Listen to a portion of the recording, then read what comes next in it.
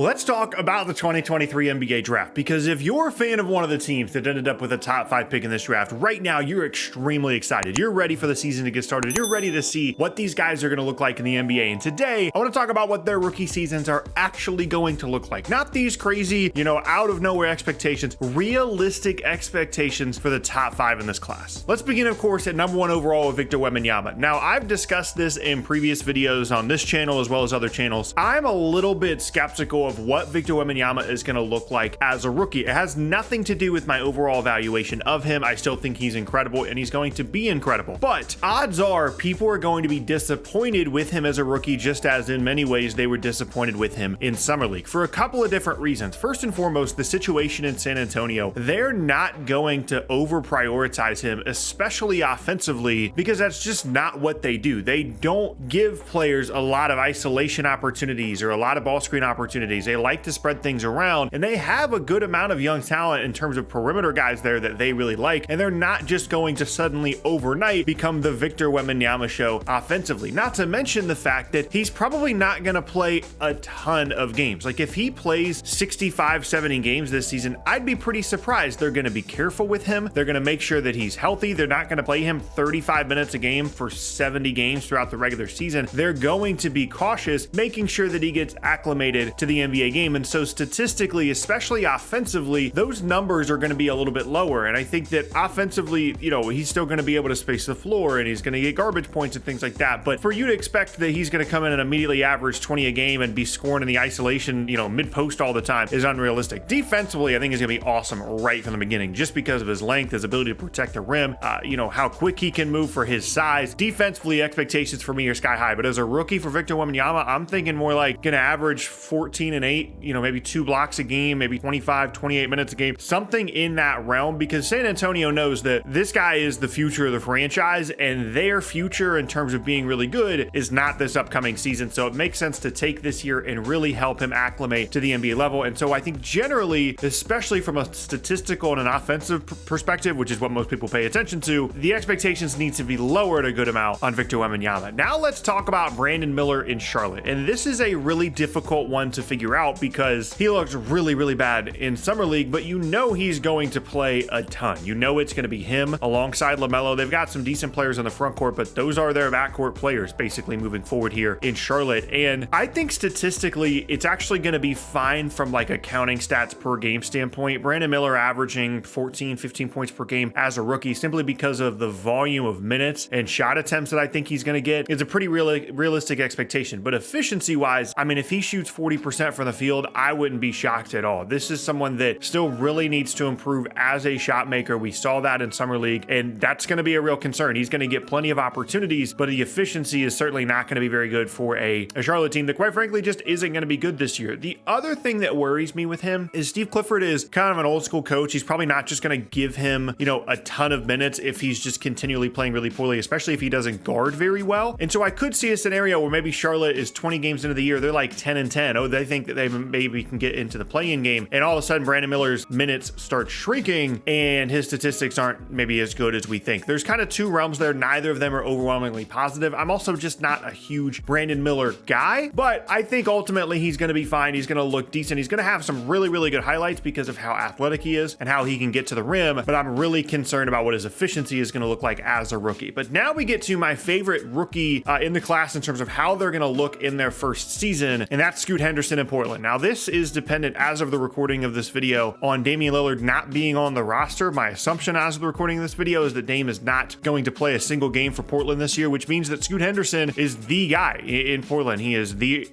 their starting point guard, their best guard that they have. And I really think that when you look at this class, the rookie of the year, projections, it should be like Scoot Henderson all the way up here in his own category and then everyone else, because the main competition against him would be someone like Victor Wembanyama. But as I discussed in the beginning of this video, his ability to play 30, 35 minutes a game and get a ton of shots and put up a lot of stats, which is mostly what you need to do to win the Rookie of the Year award, that is a much lower opportunity for him there in San Antonio than what Scoot, again, presumably is going to have in Portland if Dame is traded. It's him, it's Anthony Simons, it's Shaedon Sharpe. It's a young team. It's a team that I would expect to play at a really fast pace. And I really think he's going to average between 17 to 20 points per game. Offensively, he has everything you could possibly want coming into the NBA with the exception perception of being a consistent three-point shooter. That will improve, but he's going to get a ton of shots. He's going to get to the rim a lot. He's going to get to the free throw line a lot. And Portland's not going to be very good. They're also probably not going to be able to guard very well, but they're going to be in some high scoring games. They're going to be going up and down the floor really quickly, 17 to 20 points per game on relatively good efficiency, at least from the field and from the free throw line. That's a realistic expectation for Scoot Henderson this season. I think if you're looking at a player that's going to win Rookie of the Year, if you assume that the entire class is healthy for the entire season, Scoot Henderson is that guy, and I cannot wait to see what he looks like in Portland this year. Again, presuming that Damian Lillard is no longer there. Next up, let's talk about Amen Thompson in Houston. Now, I'm really excited about both the Thompson twins. After seeing them in Summer League, after really fully understanding exactly how these rosters are going to look, I think in the long term, both of them are going to be really good players. There's some passing instincts there for each guy. They can guard. They're incredibly athletic. As long as they can figure out the jump shot, I think they're both going to have really long, good NBA careers. But as a rookie for Amen Thompson, I'm a little bit concerned about his overall role and his usage because of Houston's goals for the season, as well as the guys that they brought in the offseason. So obviously they have Jalen Green.